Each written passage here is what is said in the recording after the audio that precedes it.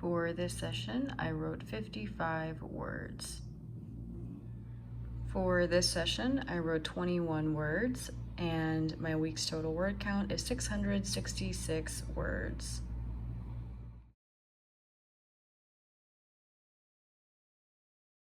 I am approaching 30,000 words in my current manuscript. Today, I thought I would share a little bit about what I'm working on. I'm going to read to you from a segment I have printed out. Stasis, androgyny.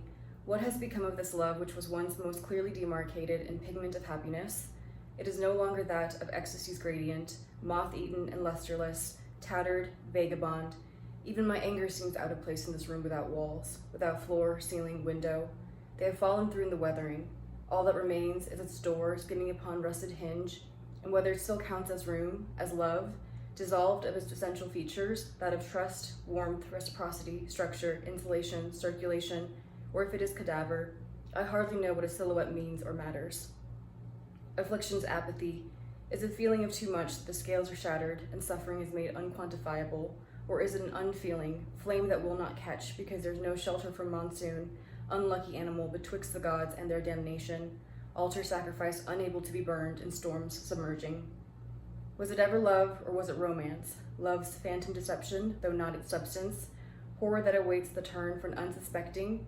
We watch in cinema those who wade into forbidden places, and guided by music's boding, we judge the journey as preventable, forgetting that, outside the house of screens, we do not hear those minor chords to intimate the perversions that await the simple, those who feel heart's tremor and, possessed by its excitement, abandon self to entity, to hope in love's potential from a figment of its shadow.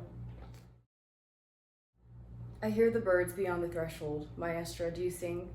Or do I imagine that the sound I feel moves in my sleep and unravels from my mind in iridescence? Is it real, or is my memory convincing? Spellbound, I am but ignis fatuus, illusion's conduit, smoke, mirror, billow of steam. I am the bluff, magician's decoy, and what I observe is response to the pantomime I personify. Yet how did I spin myself into a joke? What skein did I take unknowingly of the outcome it would make? Thin threadbare scarf that belongs to no winter, it cannot be called garment, for it is sheer. What have I done? More importantly, what have I not done when the moment was mine to curtail fate? I should have struck my dagger into its breast and let exsanguinate. I fear too much granting full range to my own will. Would it gratify or regret? I rested to oust Providence from its throne and reign in its place, but it was inadequate. Do I cling to these ashes in meekness, grieving the death of my imagination, which fleshed out the bones in loveless story to contrive it into fluttering theories? Or do I clench my hands in soot, in furious pride for having lost my seat to the air, failed mutiny because I loved my enemy and was sightless of it? There are whispers of Samson took his fall, holding Delilah intact in his heart, never believing unto death what she had done, preserving her in the perfection he had carved her out of from his passion. He would immortalize her potential, take her cross, then bear her forsaking. What does it take to love and be loved? Faithful man who can find? Do they originate in unfaithfulness, and, if not, is an episode of heart's breach due at some later course? Does a man only know love by differentiation and forgiveness, whether he is the one to extend or receive it? Must love, must it be verified in contrast for it to count as true?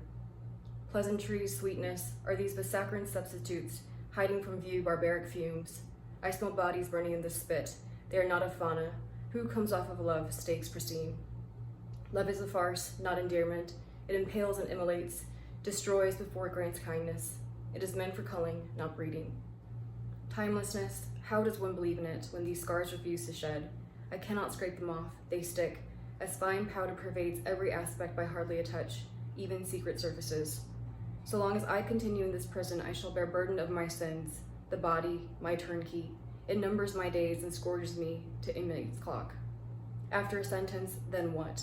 Hollow waltz to hazy Genesis, starting over tabula rasa, freedom with a clause, derelict but blessed because I am unbound.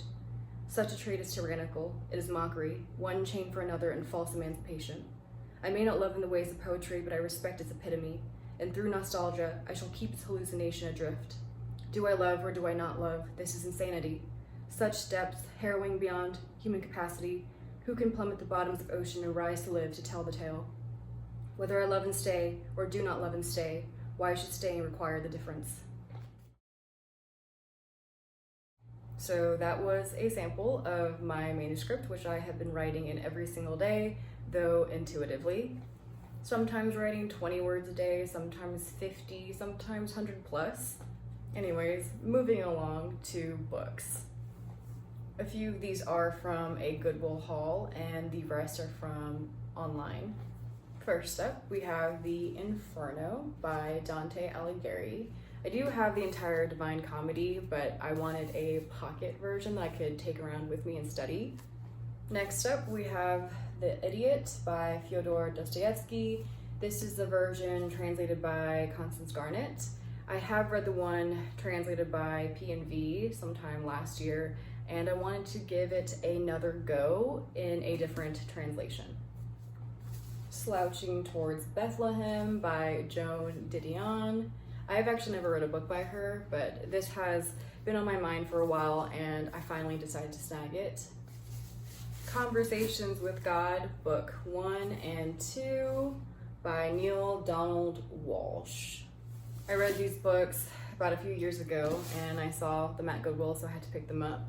But they are a good reminder for me that life is really a series of assumptions that we impose and inflict upon ourselves. For those who aren't familiar with these books, these are not religious books, so do not be misled by the title. They're channeled books, so they're more in the psychic category of genre than anything religious. Next up, Joan of Arc by Helen Castor. This is a biography. Joan of Arc was a hero of mine when I was young, and I saw this biography, so I felt compelled to pick it up. I used to be obsessed with Joan of Arc, and I don't remember anything of her life anymore, so I think this will be a great reintroduction. Next, we have René Descartes, Discourse on Method and Meditations on First Philosophy. I had a copy of this on my phone, but I wanted a hard copy, so I picked this up. I've been absolutely loving this. I think it definitely is a staple in a philosophy collection. It is fundamental, it is back to basics. I mean, it is a necessity. It is also very, very easy to read as far as philosophy works go, in my opinion. So if you want an introduction, I think this is also a great place to start. I picked up the 4 Chinese Classics by David Hinton. I have been reading the Tao Te Ching by him, and I actually enjoy his translation, so I saw this volume on Pango Books for $5, and I snagged it. And lastly, we have The Occult in Russian and Soviet Culture by Bernice Glatzer Rosenthal. I'm a little annoyed that the cover cuts off over here, but the rest of the print is fine, and I'm more invested in the contents of this book anyway. So I'm going to get to my writing session in a little bit, and then once I have that done, I will add that clip at the end. For this session, I wrote 26 words, and that is a wrap for this vlog.